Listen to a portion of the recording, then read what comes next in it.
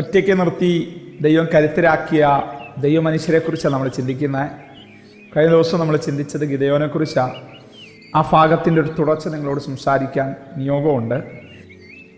ഗിദെയോനെ കരുത്തനാക്കി മാറ്റിയ ഒത്തിരി പരിശീലന കളരികളിൽ ഒന്നാണ് അപ്പൻ്റെ ബലിപീഠത്തെ ഇടിച്ചുകൊണ്ടുള്ള ഒരു ദൈവപ്രവൃത്തി.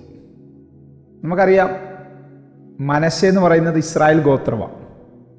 ഗിദെയോൻ ആ ഗോത്രത്തിൽപ്പെട്ടതാണ്. അവൻ്റെ അപ്പൻ യോവാഷ് ആ ഗോത്രത്തിൽപ്പെട്ടതാണ്. പക്ഷെ ഇപ്പോൾ അവരെ സ്വാധീനിക്കുന്ന ഘടകമേതാ? ബാലിൻ്റെ ബലിപീഠത്തിനകത്ത് ബാലിന് ആരാധന അർപ്പിക്കുന്ന തരംതാണ നിലവാരത്തിലേക്ക് ഇവരുടെ ആത്മജീവിതം മാറ്റപ്പെട്ടു. തന്നിമിത്തമാ മിദ്യാനി ശക്തികൾ വന്ന് ഇവിടെ കാര്യങ്ങളൊക്കെ നിയന്ത്രിക്കുന്നത്. നമ്മളെപ്പോഴും മനസ്സിലായിക്കോണം, പിശാചിനൊരു പഴുത് കൊടുക്കാതെ നമ്മുടെ ലൈഫിനകത്ത് നാശം വിതയ്ക്കാൻ ഇടയാകത്തില്ല. ഒരു പഴുതുമില്ലാതെ അവന് കയറാൻ പറ്റത്തുമില്ല. നമ്മൾ പഴുതുണ്ടാക്കി കൊടുത്താലേ അവൻ കയറത്തുള്ളൂ. അങ്ങനെ കയറുന്ന പഴുതുകൾ ശാസിച്ചാലൊന്നും പോകത്തില്ല. ദൈവസന്നി റിപ്പൻറ്റ് ചെയ്ത് മാനസാന്തരപ്പെട്ട് തീരുമാനം പുതുക്കി കുറവുകൾ ഏറ്റു പറഞ്ഞ് ഇനി അങ്ങനെ ഉണ്ടാകത്തില്ലെന്ന് ദൈവത്തോട് ഉടമ്പടി ചെയ്യുന്നതിലൂടെ മാത്രമേ, അതും ദൈവത്തിൻ്റെ ആ ഒരു ഫേവർ വെളിപ്പെടുമ്പോൾ മാത്രമേ അതിനകത്തൊരു ഡെലിവറൻസ് ഉണ്ടാകത്തുള്ളൂ. അങ്ങനൊരു സന്ദർഭമാണ് ഇപ്പോൾ വന്നു ചേർന്നിരിക്കുന്നത്. ദൈവം ആദ്യം അവനോട് പറയുന്ന ഒത്തിരി കാര്യങ്ങൾ. ഒരു കാര്യം എങ്ങനെയാണ്? നിൻ്റെ അപ്പൻ്റെ ബാലിൻ്റെ ബലിപീഠത്തെ നീ ഇടിക്കണം. നമ്മളത് ചെയ്യുമോ? ഒന്നാമതേ ഭയമാണ്. രണ്ടാമത് ആ ഗോത്രത്തിൻ്റെ കോംപ്ലക്സുകൾ ഒത്തിരി ഉണ്ട്. പക്ഷെ അവനൊരു കാര്യം മനസ്സിലായി, ദൈവം എൻ്റെ കൂടെ ഉണ്ട്. ജീസസ്. ഞാൻ ഈ സന്ദേശം നിങ്ങളോട് പറയുമ്പോൾ ഇന്ന് വരെ നിങ്ങളെ കൊണ്ട് ദൈവം ചെയ്തിട്ടില്ലാത്ത ചില കാര്യങ്ങൾ വരും ദിവസങ്ങളിൽ കർത്താവ് ചെയ്യിക്കും. വേറൊന്നിനുമല്ല, നിങ്ങളെ ഒന്ന് കരുത്തയാക്കി മാറ്റാൻ നിങ്ങൾ കടന്നു പോകുന്ന കോൺസിക്വൻസ്, നിങ്ങൾ കടന്നു പോകുന്ന വിഷയങ്ങളുടെ പ്രത്യാഘാതങ്ങളെ ഒന്ന് പഴുതടച്ചിട്ട് ദൈവീക കൺട്രോളിലേക്ക് കാര്യങ്ങളെ കൊണ്ടുവരാൻ കർത്താവ് അത് ചെയ്യും. അതിന് ദൈവം ഉപയോഗിക്കുന്ന ഗിദെയോനെ പോലെയുള്ള നിന്നെയാണ്, ഒറ്റയ്ക്ക് നിൽക്കുന്ന ജീസസ്. ഒന്നുകൂടെ പറഞ്ഞാൽ, ദൈവത്തിന് വേണ്ടി ഒറ്റയ്ക്ക് നിൽക്കുന്നതിനകത്ത് കാര്യമില്ല കേട്ടോ. ദൈവത്തിന് വേണ്ടി ഒറ്റയ്ക്ക് നിൽക്കണം. ജീസസ്. പലരും പറയുന്നത് കേട്ടിട്ടുണ്ട്, കർത്താവിനെ സേവിക്കാൻ ഇറങ്ങിയ സമയം തൊട്ട് ഒറ്റപ്പെടലുകളാണ്. ഞാൻ അങ്ങനെയുള്ളവരോട് ഞാൻ പറയും, നിങ്ങൾ ഭാഗ്യമുള്ളവരാണെന്ന് പറയാൻ കാരണം നിങ്ങൾ ഒറ്റയ്ക്കല്ല. 2-3 ദിവസങ്ങൾക്ക് മുമ്പ് ഈ മെസ്സേജ് തുടങ്ങിയ ആ മോശയുടെ കാര്യത്തിനകത്ത് ഞാൻ പറയുന്നുണ്ട്, എൻ്റെ സാന്നിധ്യം നിന്നോട് കൂടെ ഉണ്ട്. ആമേൻ.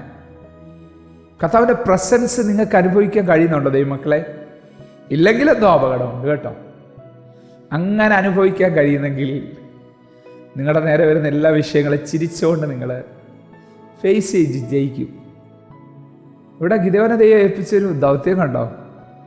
7 വയസ്സുള്ള അപ്പൻ്റെ കാള ബാലിന് വേണ്ടി മാറ്റി വെച്ചേക്കുമ്പോഴാണ് ദൈവത്തിൻ്റെ ഒരു അടിയന്തരമായിട്ടുള്ള ഇടപെടൽ നടക്കുന്നത്. ആ അടിയന്തരമായിട്ടുള്ള ഇടപെടലിനകത്ത് ഒത്തിരി കാര്യങ്ങളുണ്ടായിരുന്നു. ഒന്ന്, ഒരു ധൈര്യത്തിൻ്റെ ഒരു ദൈവപ്രവൃത്തി ഉണ്ടായിരുന്നു. നോക്കിയേ, ഈ ഗിദെയോൻ അത് ചെയ്യാമെന്നൊക്കെ പറഞ്ഞെങ്കിലും പകലത് ചെയ്തില്ല. അതാ നമ്മൾ പലപ്പോഴും ഇതുപോലെ, ദൈവം നമ്മുടെ കൂടെ നിന്നതൊക്കെ നമുക്ക് ബോധ്യപ്പെടും. പക്ഷെ ചില സന്ദർഭങ്ങളിൽ ഒരു ഉൾഭയം. പക്ഷെ രാത്രി അത് ചെയ്തു. ദൈവം അവിടെ പറഞ്ഞില്ല, എപ്പോൾ ചെയ്യണമെന്ന് പറഞ്ഞില്ല, ചെയ്യണമെന്നേ പറഞ്ഞോളൂ. ഹല്ലേലൂയ. രാത്രിയിൽ അത് ചെയ്തു കേട്ടോ. ജീസസ്. ഞാൻ ഈ സന്ദേശം പറഞ്ഞ് അവസാനിപ്പിക്കുമ്പോൾ, എന്നെ നിങ്ങളെ കരുത്തനാക്കി മാറ്റാൻ ഇന്ന് വരെ നമ്മളെ കൊണ്ട് ചെയ്തിട്ടില്ലാത്ത ചില കാര്യങ്ങൾ കർത്താവ് ചെയ്യിക്കും. ചില കാര്യങ്ങൾ ദൈവത്തിന് നിർബന്ധമുണ്ട്, നീ തന്നെ അത് ചെയ്യണമെന്നുള്ള ഒരു നിർബന്ധം. അത് വേറൊന്നിനല്ല, നിന്നെ കരുത്തരാക്കി മാറ്റാനാണ്. അടുത്തൊരു തലമുറയിലേക്ക് ബാലിൻ്റെ സ്വാധീനങ്ങൾ പോകാതിരിക്കാൻ ആ ഗിദെയോനെ തന്നെ, ആ യോവാഷിൻ്റെ മകനെ തന്നെ ദൈവം ആ കാര്യത്തിനായിട്ട് നിയോഗിക്കുകയാണ്. ദൈവം വെച്ചാൽ എല്ലാ അടുത്ത ഭാഗം നമുക്ക് നാളെ ചിന്തിക്കാം. ഇത് നിമിത്തം ഉണ്ടായ വിഷയങ്ങൾ, ഇത് നിമിത്തം ഉണ്ടായ പ്രത്യാഘാതങ്ങൾ ഒക്കെ നമുക്ക് അടുത്ത ദിവസങ്ങളിൽ ചിന്തിക്കാം. ഏകാന്തതകളിൽ നമ്മളധികം പണിയുന്ന സന്ദർഭങ്ങളുണ്ട്, കരുത്തരാക്കി മാറ്റുന്ന സന്ദർഭങ്ങളുണ്ട്. ഇവിടെ എല്ലാം ദൈവനാമ മഹത്വത്തിനായിട്ട് നമ്മൾ നിലകൊള്ളണമെന്നുള്ളതും കൂടെ ഞാനിപ്പോൾ ഓർപ്പിച്ചുകൊണ്ട് എൻ്റെ വാക്കുകൾക്ക് ഇവിടെ വിരാമം കുറിക്കുക. കണ്ണടയ്ക്കാം, പ്രാർത്ഥിക്കാം. എത്ര ഹൃദ്യമായിട്ട് ദൈവം സംസാരിച്ചേ, ഇടപെട്ടോ? ദൈവം നിങ്ങളോട് സംസാരിച്ചോ? ജീസസ്, ചില ബലിപീഠങ്ങളെ നിനക്ക് പിടിക്കാനുണ്ട് കേട്ടോ. ദൈവസാന്തി അനുഭവിക്കുന്ന, ദൈവകൃപ അനുഭവിക്കുന്ന നിനക്കും ചില ബാലിൻ്റെ പാരമ്പര്യത്തിൻ്റെ മണ്ഡലങ്ങളെ ആത്മാവിൽ ഇടിച്ച് സ്വോത്രം പറഞ്ഞ എൻ്റെ കൂട്ടത്തിൽ പോവല്ല. ചത്ത മീന വെള്ളത്തിൻ്റെ കൂടെ ഒഴുകുന്നത്. അല്പമെങ്കിലും ജീവനുള്ളെങ്കിലുണ്ടല്ലോ വെള്ളത്തിൻ്റെ എതിരെ ഒഴുകും. ഇന്നലകളിലെ ചില പാരമ്പര്യങ്ങളെ പൊളിക്കാൻ, ഇന്നലകളിലെ ചില അനാചാരങ്ങളെ പൊളിക്കാൻ ദൈവം നിനക്ക് വെളിപ്പാട് തന്ന് കരുത്ത് തന്ന് ദൈവം നിർത്തിയേക്കുക. കണ്ണടയ്ക്കാം, പ്രാർത്ഥിക്കാം. അതിനായിട്ട് എന്നെ ബലപ്പെടുത്തണമെന്നൊന്ന് പ്രാർത്ഥിച്ചാട്ട്. ഇതേവനെ പോലെ കരുത്തനാക്കി എന്നെ മാറ്റണമെന്നൊന്ന് പ്രാർത്ഥിച്ചാൽ. സ്വർഗീയ പിതാവേ, അങ്ങനെ ഞങ്ങളോട് എത്ര ഹൃദ്യമായിട്ട് സംസാരിച്ചേ, വളരെ ഹൃദ്യമായിട്ട്, വളരെ ആഴമായിട്ട് സംസാരിച്ചല്ലോ. ഞങ്ങളിന്ന് അങ്ങ് പ്രാക്ടിക്കലായിട്ട് ചിലത് ആഗ്രഹിക്കുന്ന കേൾപ്പിച്ചല്ലോ കർത്താവേ. ഈ തലമുറയിലെ ഗിദെയോന്മാരാക്കി ഞങ്ങളെ കരുത്തനാക്കി മാറ്റണമേ, ബലപ്പെടുത്തി നിർത്തണമേ, ശക്തീകരിച്ച് നിർത്തണമേ. കൃപപാഠം അനുഗ്രഹിക്കണം, മാനിക്കണം. യേശുവിൻ നാമത്തിൽ തന്നെ ആമേൻ. God bless you. ദൈവം നമ്മെ അനുഗ്രഹിക്കട്ടെ. Praise the Lord. മോർണിംഗ് മന്ന സന്ദേശം ശ്രവിച്ചുകൊണ്ടിരുന്ന എല്ലാ ദൈവമക്കൾക്കും സ്നേഹവന്ദനം. പാസ്റ്റർ ബിനു വട്ടപ്പാറ.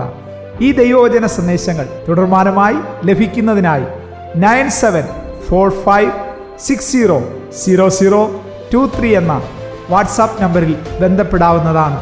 നമ്പർ ഒരു പ്രാവശ്യം കൂടി ആവർത്തിക്കുന്നു: 97 45 60 00 23.